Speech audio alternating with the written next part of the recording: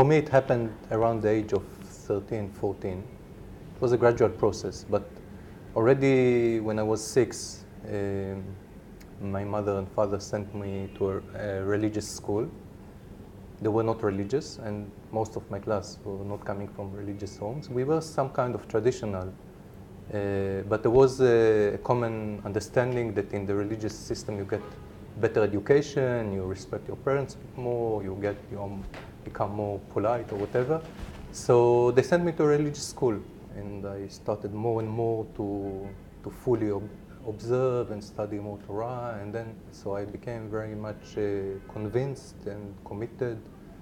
So there were, ups and downs and different ways, and I'm still in the process.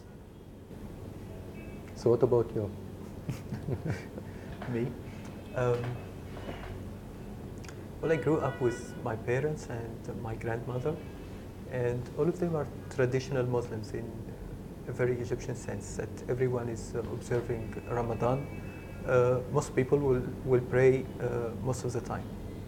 5 times a day? At least most of them. Okay. At least 4 of them.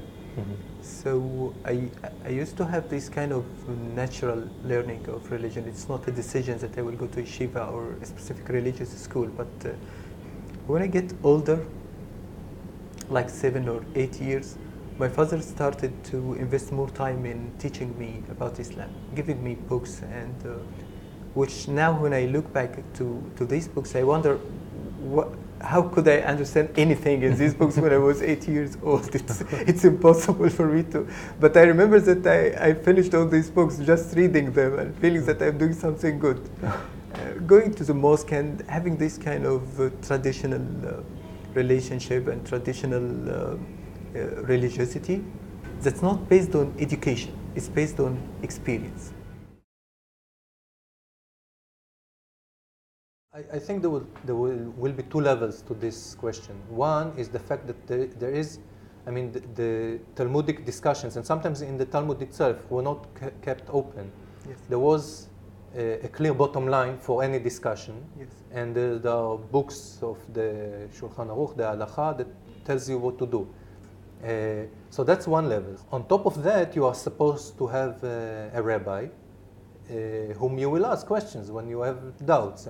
There's a new reality that is not reflected in the books because it did not exist. For example, someone invented electricity, so now there's an electric bulb, and you need to know whether you can use it, light it on or off on Shabbat or not. There will be some kind of hierarchy of rabbis, and you will get the answer, which will be the authoritative for you. And in some cases, there will be differences between people. Yes. Well, the question of authority in Islam is, the answer of this question is very ambiguous. The one thing that I like in Islam the most is the lack of a certain body that can claim any authority on Islam, that say, I speak in the name of Islam. And the one thing that sometimes scares me the most is the same point. Mm-hmm. That's the lack of this point, because sometimes you need someone to speak in the name of Islam, and that this someone, he or she, will be authoritarian enough so that people will follow this person. Someone like Bin Laden, when people say that Bin Laden doesn't have the right to interpret the Quran and that jihad had so many meanings, okay, if he doesn't have this right, why do you have it? If we share this right, then he certainly has this right too. And the answer, in my understanding of Islam, comes from 2 sources. One of them is that the methodology is that, okay, how did you bring this idea that it is a good thing to do to kill 3 or 4 or 5,000 Americans in one day? He doesn't say that, hey, the last night I was sleeping and I had a vision and I saw Muhammad and he told me to kill 5,000 persons, so that's it. I'm speaking on behalf of God. Something like this is impossible in Islam. There must be a methodology, rational one, that you can critique.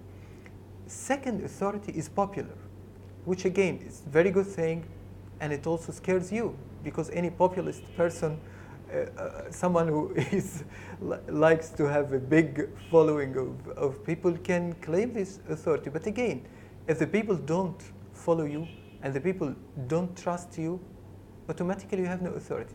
So I still like to protect the rights of people whom we think as on the fringe, as eccentric. Okay, they have the right at least to write whatever they believe in. As long as it didn't turn out to be a big movement that's very dangerous, then this is a political question. It's not about Islam. It is a political question.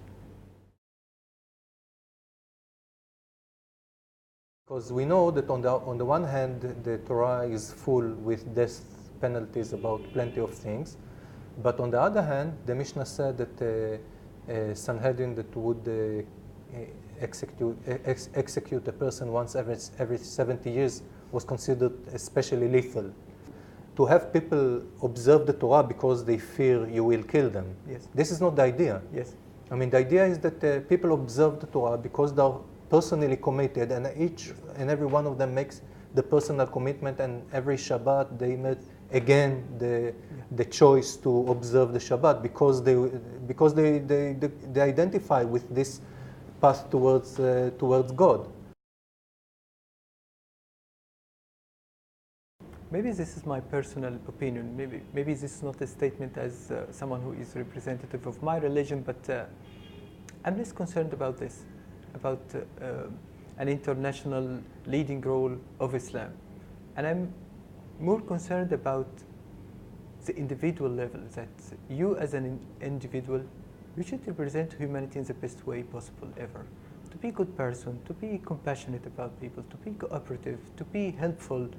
And when your life ends, of course you will make many mistakes, but it will be a very good thing that the good you did will overcome these many mistakes. And I don't know, I'm not very much, maybe this is a very personal thing, but I'm not very much concerned about fixing the world.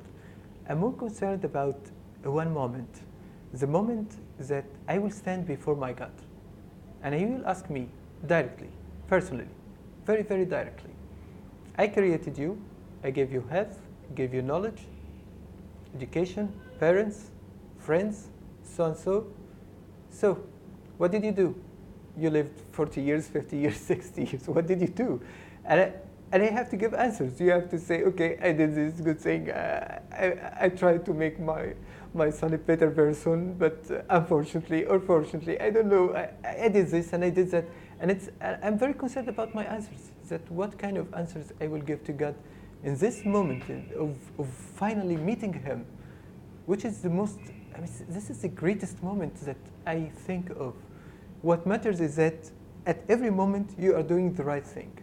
You are trying to make this world a better place to live in. Not because you're interested in the world, but you're interested in answering the question of God.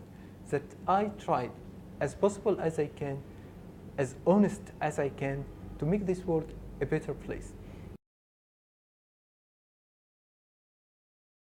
It is a big issue of people who grew up Orthodox and then they become secular.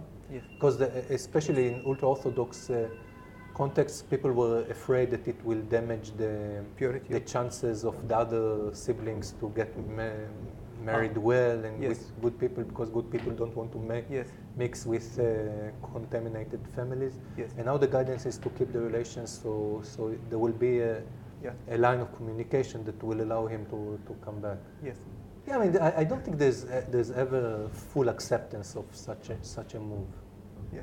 Some people do, but I don't think I will fully accept it. I mean, I will not celebrate. It's a problem, but I will accept it as a fact of life. As a fact of life, yeah. But and I mean, I will be accounted before God alone, and He will be accounted alone as well. Yeah, so, right. so finally, my responsibility is not to make him a Muslim, but if I give him the right message, if I did everything to educate him about Islam, and then he made another choice, now this is his responsibility. Right. It's not my responsibility. Right. It's okay. I care about him because he is my son, but it's not my responsibility.